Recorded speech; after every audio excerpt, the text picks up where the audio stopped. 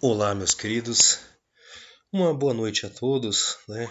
E eu queria aqui trazer um estudo que alguns irmãos nossos pediu para vocês entenderem, né? O que nós estamos vivendo. Aqui é o Ilquias falando com vocês, do canal Ilquias Magal.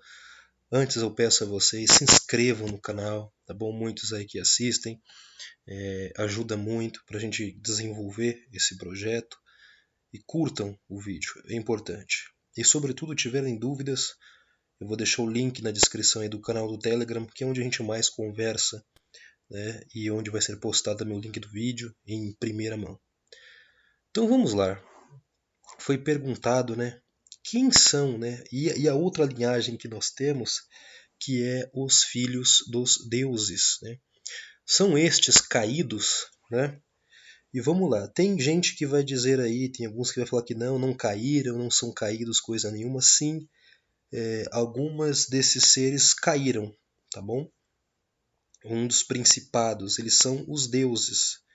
São aqueles que vão chamar de mitologia. E vamos lá, irmãos, na antiguidade, o termo mitologia é nos nossos tempos que a palavra mito ganhou a conotação de algo que não aconteceu. É algo que é irreal, que não é verdadeiro. Mas a palavra mito originalmente não significa isso. Ela é algo extraordinário, que é fora do comum e aconteceu no passado.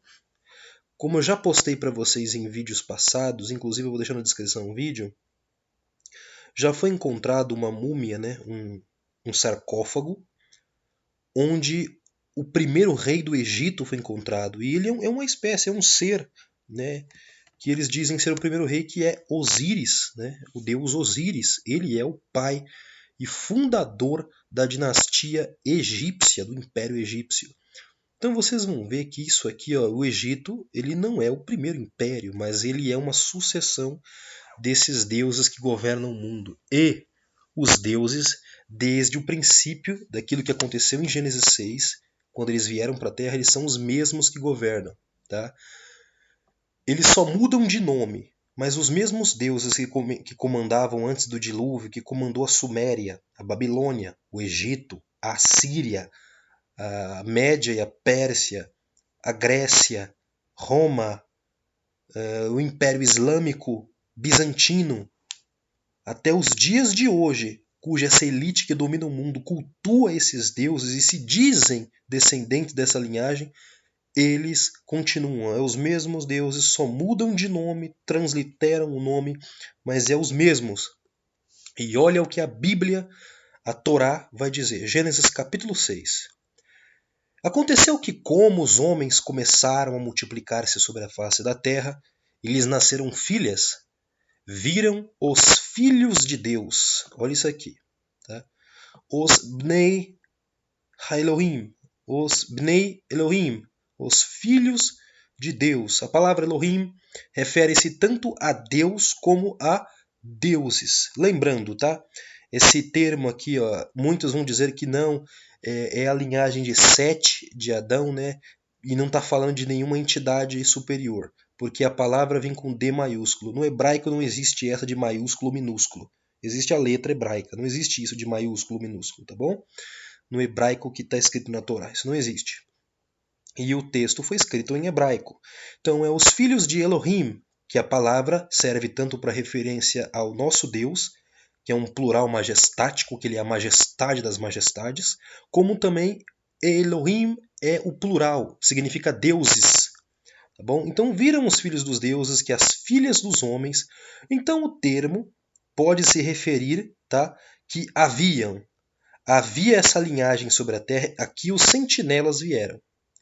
E é aqui que eu recomendo vocês lerem o livro apócrifo, tá bom? Um livro apócrifo que é o de Enoque, que vai tratar e destrinchar sobre estes sentinelas que vieram para cá.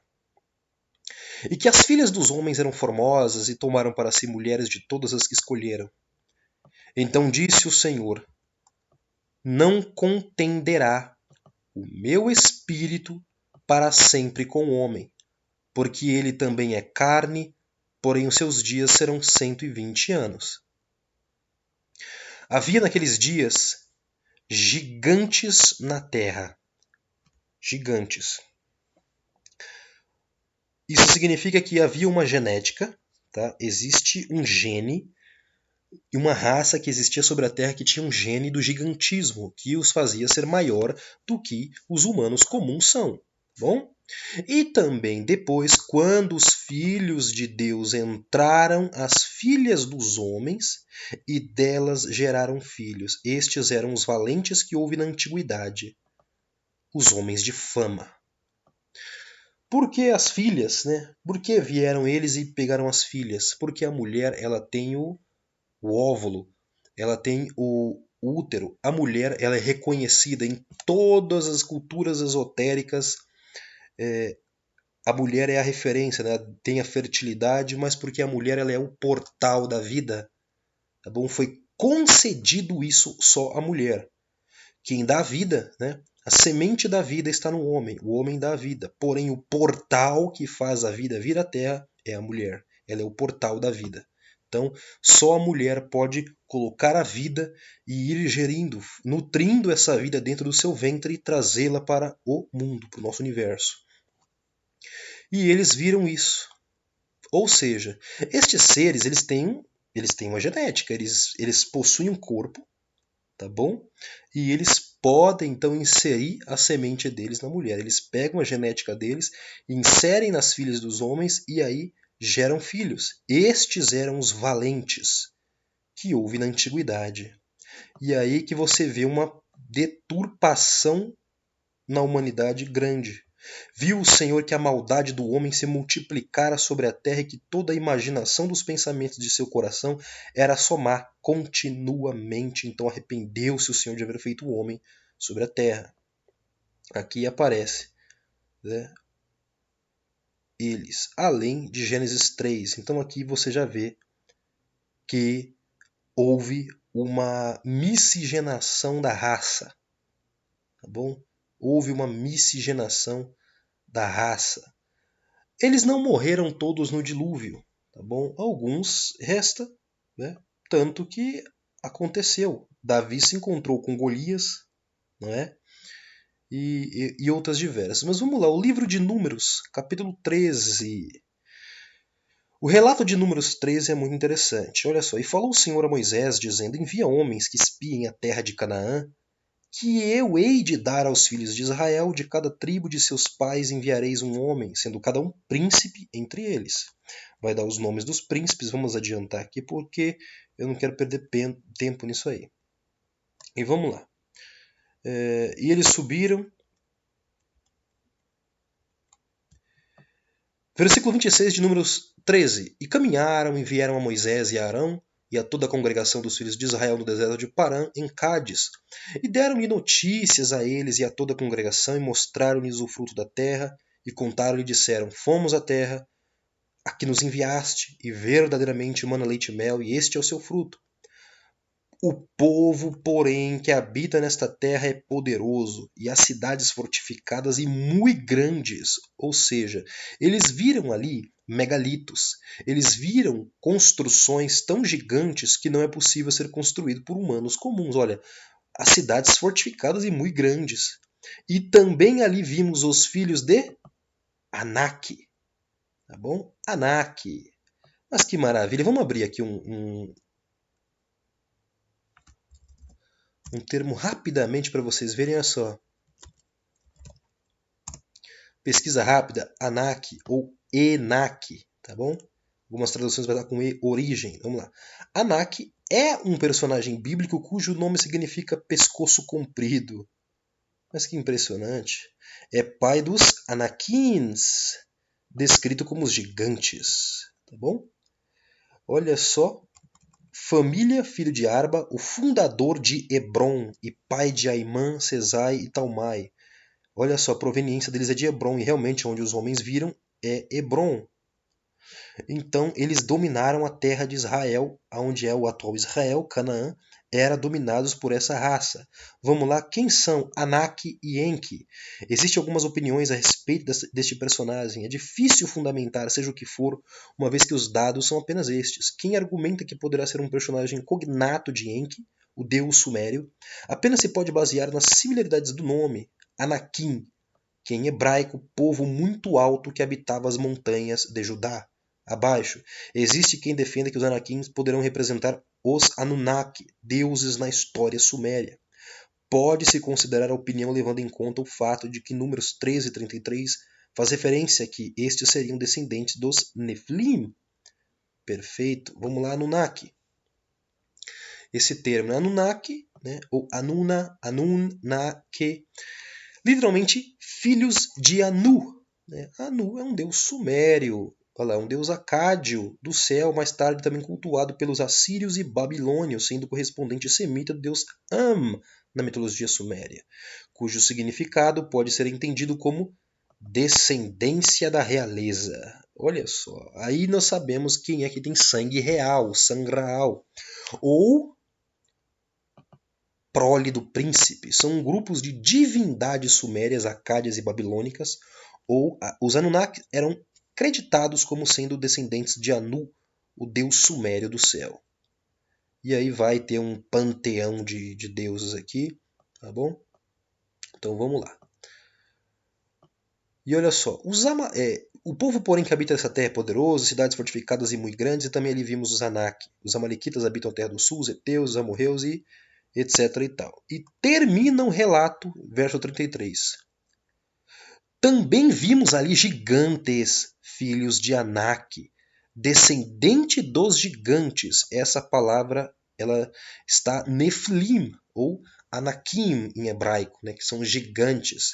E éramos aos nossos olhos como gafanhotos, e assim também éramos aos seus olhos. Ou seja, nós éramos minúsculos para eles, eles se compararam diante desses tais aí, né? A Torá, 2 textos, vai fazer referência. E eu quero contar umas histórias para vocês, tá? Histórias, tá bom? E não é história, é história. Isso é um fato. Pegue a cultura grega, estude sobre o Império Grego, sobre todos os impérios. Mas lembre-se, hoje existem ainda as ruínas lá, né? Ruínas não, tá bem construído ainda, mantém-se de pé, mas vai cair logo, em nome de Yeshua, vai cair, que é o Olimpo, né? O Olimpo na Grécia, onde os deuses ficavam, onde os filhos dos deuses ficavam e dominavam. Era dali que governavam o panteão dos deuses, governavam todo o Império Grego. Vamos lá? Tem um serzinho, né? Um homem, antes de tudo. Vamos falar deste tal. Deixa eu abrir aqui uma aba sobre ele, que é Alexandre o Grande. Alexandre III da Macedônia, ou Macedônia, em 356 ele governou até 323 a.C., comumente conhecido como Alexandre o Grande, ou Alexandre Magno. E aí começa a história, mas vamos pegar aqui linhagem e infância. Nasceu na cidade de Pela, capital do reino da Macedônia. Né? E muitas lendas envolvem essa parte. Muitas lendas envolvem o nascimento e infância de Alexandre, de acordo com o biógrafo grego Plutarco. Quem é o mesmo, né? Plutarco, Lúcio Mestro Plutarco, de Queroneia, foi um historiador, biógrafo, ensaísta e filósofo médio platônico grego, conhecido principalmente por suas obras Vidas Paralelas e Moralia. Então ele existiu e ele é um historiador e um filósofo, escritor grego, da história grega. Olímpia, na noite da consumação de seu casamento com Filipe, né? Olha, Olímpia, tá bom? Por isso dá-se aí também a origem ao nome onde ficavam os panteões, né? Os filhos dos deuses na Grécia governando no Monte Olimpo. Na noite de consumação de seu casamento com Filipe, sonhou que seu útero foi atingido por um raio. É dito que Filipe, em um sonho, um tempo após o casamento, viu-se segurando o útero de sua esposa, marcando-o com um selo gravado com uma imagem de leão. Plutarco deu várias interpretações a este sonho, talvez que Olímpia estivesse grávida antes do casamento, indicando pelo selo gravado em seu útero, ou que Alexandre fosse filho do deus Zeus. Analistas antigos dizem que uma ambiciosa Olímpia pode ter propagado a história de origem divina de Alexandre, ou talvez ela dispensasse essa sugestão como ímpia. Mas tá aí. Ele era tido e isso era propagado e bem aceito na Grécia, tá bom? Era comum que os reis, eles não eram comuns, eram os chamados reis filósofos, tanto que ele foi aluno, né, de Aristóteles, um filósofo que também não era humano, tá bom? Quando ele falece, ele deixa seu império não para herdeiros diretos, mas para 4 generais, né? Que divide-se em norte, sul, leste e oeste. Os 4 generais herdam o governo do reino do Império Grego, que é a dinastia Ptolomaica ao sul no Egito, e Lisímaco, Cassandro e também ao norte Seleuco, né, da dinastia Seleucida. Essas duas, a dinastia sul e norte, as que vão competir pelo domínio da terra de Israel e são os mais famosos, a dinastia Ptolomaica e Seleucida. Tá bom? Ptolomeu I Sóter foi um general macedônio de Alexandre Grande que se tornou sátrapa do Egito de 323 a 283 a.C., fundador, né, fundando a dinastia Ptolomaica. Tomou o título de rei a partir de 305 a.C., instituindo então o culto dinástico do rei Salvador, por isso chamado Sóter, de acordo com a tradição dos faraós egípcios, recusando-se a pagar tributo ao rei da Macedônia, sucessor de Alexandre Magno. Fundou um império poderoso que, sem conquistas territoriais, manteve um reconhecido esplendor econômico e cultural, firmado em novas e eficazes formas administrativas. E aí ele funda Alexandria e etc. e tal. Vamos pegar a história, né, do tal aí, né? Ele tem a origem deste homem, um pouco mais para cima. Ele tem um descendente interessante, né? Ele descende, tá? Olha só, começa aqui no segundo parágrafo. Sua mãe era Arsinoé de Macedônia, filha de Meleagro, filho de Bocros, filho de Amintas I da Macedônia. Este foi um rei macedônio, vassalo tributário do rei Dário da Pérsia durante o Império Medo-Persa e descendente de Heracles. Quem é Heracles? Vamos lá, quem é Heracles? Heracles, ou, tá? Um composto formado por um grego de clássico Hera, glória, significado. É um semideus. É Heracles, ou em grego Hércules. Na mitologia grega era um semideus, filho de Zeus, e Alcmena é meio irmão de Perseu, reunindo grande força e sagacidade. Heracles foi na mitologia greco-romana o mais célebre de todos os heróis, um símbolo do homem em luta contra as forças da natureza, exemplo de masculinidade ancestral de diversos clãs reais. Existia um clã chamado Heráclidas. Os Heráclidas, vamos Heráclidas. Heracles, que Zeus tinha originalmente pretendido que fosse o regente de Argos, Lacedemônia e Pilos Messênica, havia sido suplantado pela sagacidade de Hera, e suas pretensas possessões tinham caído nas mãos de Euristeu, rei de Micenas, após as mortes, né, de Heracles e seus filhos. Depois de muitas viagens, encontraram refúgio em Euristeu, em Atenas.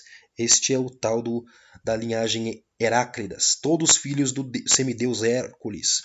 O Heraclides eram numerosos descendentes de linhagem patrilinear de Heracles, em específico dele com a mulher Djanira, tá bom? E olha só, do filho Ilo com Djanira, especialmente porque, aplicando que em um senso mais estreito aos descendentes de Ilo, o mais velho de seus 4 filhos, por Djanira. Outros Heráclidas incluem Macana e a história aqui, ó. Era uma filha de Heracles e Djanira, Lamo, Manto, Tiopolemo, Telefo. Esses Heráclides eram um grupo de reis dórios. Os dóricos foram uma das 4 principais tribos em que os antigos gregos dividiam a si próprios, ao lado dos aqueus, jônicos e eólicos, que conquistaram os reinos do Peloponeso, Pcenas, Esparta e Argos. Olha só. De acordo com a tradição literária na mitologia grega, eles clamavam um direito de reger através de seu ancestral, desde a obra de Karl Ottfried, Müller Dyer, 1830. Sua ascensão ao domínio tem sido associada com uma invasão dórica, embora detalhes da genealogia difiram de um autor antigo para outro. O significado cultural do tema mítico, que os descendentes de Heracles, exilados depois de sua morte, retornaram depois de algumas gerações para reclamar terra que seus ancestrais tinham tido na Grécia micênica, era acertar a legitimidade primal de um tradicional clã regente que traçava sua origem, portanto sua legitimidade, a Heracles. São os filhos de Hércules, e aí várias batalhas, tá bom? Reis Heráclides de cidades e reinos gregos, os filhos de Hércules, deste que existiu. Isso aqui, tá? Eu estou vendo no Wikipedia. E interessante, ele não é tido como um mito, tá? O Hércules. É tido como mito sua força. Mas este Hércules existiu de fato, tá? Ele governou e ele tem uma descendência. Várias cidades e reinos gregos tinham dinastias alegadamente descendentes de Heracles. Esparta, os reis Ágidas e Europôntidas, Corinto, os reis Heraclídicos e oligarquia das Baquíadas, Macedônia também, porque dali é que vem a dinastia Argeada descendia de Temeno, é o tetraneto de Heracles. Inclusive, Ptolomeu, um dos generais, né? Olha só, assim como Alexandre o Grande, tá bom? Tem aí sua descendência, ele é um filho direto de Zeus, Ptolomeu, seu general que herdou o Egito, e aí vai falar sobre este, tá, como real, e várias dinastias pelo mundo se dizem filho do mesmo. Quem é o tal, né? Zeus, este aí, é o pai dos deuses, que exercia autoridade sobre os deuses olímpicos na antiga religião grega, é o deus dos céus, raios, relâmpago, que mantém a ordem e justiça na mitologia grega. Seu equivalente é Júpiter. Quem é o Júpiter, né? Júpiter é... Nós vamos mostrar como um planetinha lá em cima, né? Então você já sabe quem é que governa. Não é um planeta para você mandar uma nave e morar. Ele é alguém, ele é um ser. Júpiter também é chamado de Jove, Jovis, era um deus romano do dia, do céu e do trovão, e o rei dos deuses na mitologia romana, comumente identificado com o deus grego Zeus. Na mitologia romana, Júpiter é o pai do deus Marte, o deus do conflito, da guerra. Bom, guardião da agricultura. Ele é o avô de Rômulo e Remo, os lendários fundadores de Roma. Tá aí a origem de Roma. Mas vamos lá, mais um outro. Quem é o general de Alexandre que herdou o norte, a Síria, as regiões denominadas de Ásia Menor, Síria, Iraque, Irã e o Afeganistão? Bom, Seleuco I Nicátor, aqui, ó, foi um oficial macedônio do exército de Alexandre o Grande. Sucessor de Alexandre, também um grande personagem na história oriental que ganhou relevância após a morte do rei macedônio. Olha a história do serzinho aí. Juventude e mito. Há controvérsia sobre o nascimento de Seleuco. Aparentemente, o mito do nascimento de Seleuco pode ter sido um jogo de propaganda de seu próprio governo. Seu mito de nascimento consiste em um sonho no qual Laódice se depara com Apolo. Neste sonho, Apolo manipula Laódice fazendo-se acreditar que ela era a centelha divina responsável pelo nascimento de Seleuco. Por este motivo, Laódice descarta qualquer chance de vínculo de Seleuco com Antíoco, tendo certeza, assim, de que Seleuco era um semideus oriundo do deus Apolo. Quem é o tal, né? Esse aí é o tal. Apolo é uma das divindades principais da mitologia greco-romana, um dos deuses olímpicos, filho de Zeus e Leto, irmão gêmeo de Ártemis. Possuía muitos atributos e funções, e possivelmente depois de Zeus foi um deus mais influente e venerado de todos os da antiguidade clássica. Isso aqui é história de um único império, tá bom? De um único império. E vocês vão ver que a Bíblia fala do que aconteceu, do que havia, e eles continuam governando a história. Inclusive, né, vocês vão ver que hoje no nosso mundo existe os tais que se dizem, né, descendente real, né, os de sangue azul, como se denomina, tá bom? O próprio príncipe Charles, né, herdeiro da coroa britânica, se denomina descendente de Vlad o Empalador, que é a origem do Drácula, né, dos que bebem o, o líquido, a vida, né, o sangue. Então, entendam isso, que a história é cheia disso. E vocês sabem muito bem, de que não são mentira, não é só um conto de fadas, mas os escritores antigos deles todos escrevem isso, crendo. Vamos ver aqui, olha só, de quem Júpiter é filho, né? Saturno. Saturno é como ele é chamado em Roma, mas ele é o Cronos, o deus do tempo, que devora os seus filhos. Como é de fato o tempo mata os seus filhos. Tá bom? E Apolo, né? Apolo, o pai da dinastia Seleucida, tá bom? E que invadiu Israel por meio de Antíoco Epifânio, que também se denominava filho, não só filho dessa dinastia, como era filho de Zeus, né? Antíoco Epifânio. Vamos pegar a história do mesmo, e vocês vão ver como a história é interessante. Olha só, Antíoco Epifânio, chamado também de o Louco, era realmente um louco que tentou e conseguiu invadir Israel. Ele profanou o templo e ainda sacrificou um porco e colocou a imagem de Zeus dentro do Beit HaMikdash, do Templo Santo. Antíoco IV Epifânio literalmente significa o seu nome Deus Manifesto, ou Zeus Manifesto. E foi o rei helenístico da dinastia Seleucida que governou a Síria entre 175 e 164 a.C. da Era Comum. Ele era o terceiro filho do rei Antíoco III Magno, irmão de Seleuco IV Filopator. Vamos pegar a sua história, né? Os contos interessantes dele, tá bom? Ele era um rei vassalo de Roma, tá bom?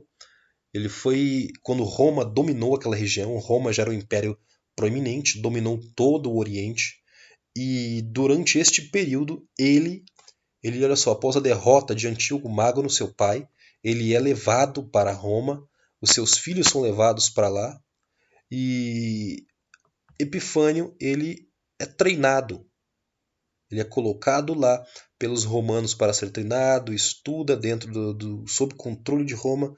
Quando ele cresce, ele é colocado como líder, né, como o rei daquela região da Síria, e ele, então, usado, começa a fazer suas loucuras, inclusive de invadir Israel.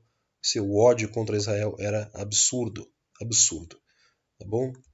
E aqui a perseguição dos judeus e a revolta dos macabeus. É nele que vai surgir então aí o Hanukkah. Olha aqui, relações com Roma.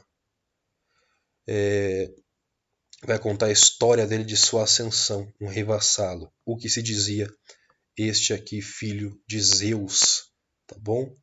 Este é a história deste louco, tá bom?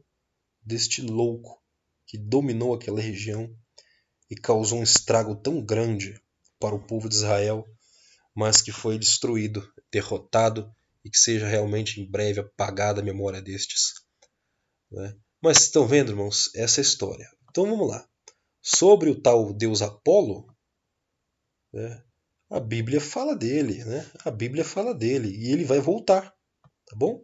Apocalipse 9. E o quinto anjo tocou a sua trombeta e viu uma estrela que do céu caiu na terra, e foi-lhe dada a chave do poço do abismo. E abriu o poço do abismo e subiu fumaça do poço como a fumaça de uma grande fornalha, e com a fumaça do poço escureceu-se o sol e o ar. E da fumaça vieram gafanhotos sobre a terra. Foi-lhes dado poder com o poder que tem os escorpiões da terra. E lhe foi dito que não fizessem danos à erva, nem à verdura, nem à árvore, somente aos homens que não têm nas suas testas o selo de Deus. Versículo 11 de Apocalipse 9. E tinham sobre si rei. Eles tinham um rei. Esses seres do abismo têm um rei. que é o anjo do abismo. Em hebreu, o seu nome é Abaddon. Em grego, Apolion. É o mesmo que Apolo. Tá? Em grego, fala-se Apolion, é o Apolo. Ele é o rei que significa destruidor, é o rei da destruição. Tá? O nome Abaddon, em hebraico como em grego Apolo, o Apolion, significa o destruidor. Ele é o rei do abismo e que virá com suas hostes de novo sobre toda a terra. Então vocês já entenderam, né, que eles governam. Existem aqueles do Gênesis 3, linhagem de Caim, pelo qual veio a primeira corrupção da raça humana. Gênesis 3, versículo 15 vai tratar disso. Olha só. Porém, inimizade entre ti e a mulher, e entre a tua semente e a sua semente.